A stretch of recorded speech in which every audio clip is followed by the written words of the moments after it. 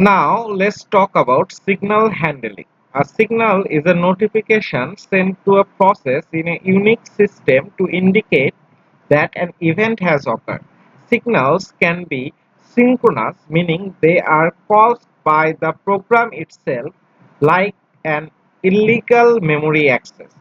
Or it can be asynchronous, meaning they are caused by an external event. For example, quitting with Control and C.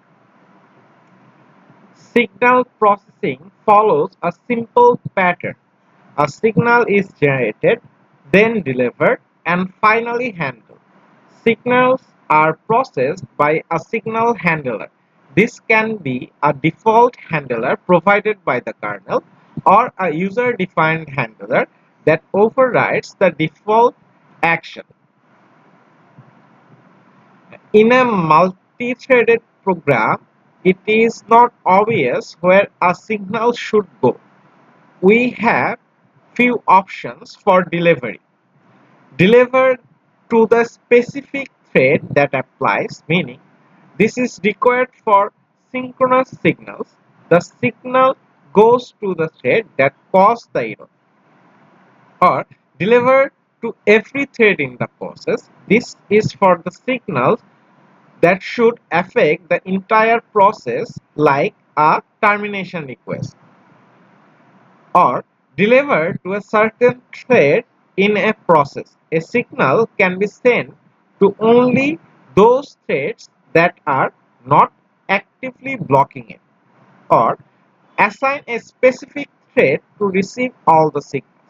This allows one thread to manage all the signals of the process.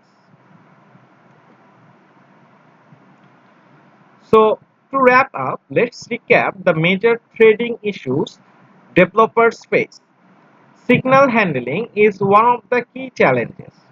For an exec system calls, deciding whether to duplicate all the threads or just one when creating a process. Thread cancellation. The task of safely terminating a thread before it has finished. Signal handling. The problem we just covered, where to deliver a signal in a multi-threaded application. Thread pool. A strategy for managing threads efficiently by creating a pool of them at the startup. Thread specific data. The need for each thread to sometimes have its own private data, also known as thread local storage. Understanding these issues is fundamental to effective multi-threaded programming.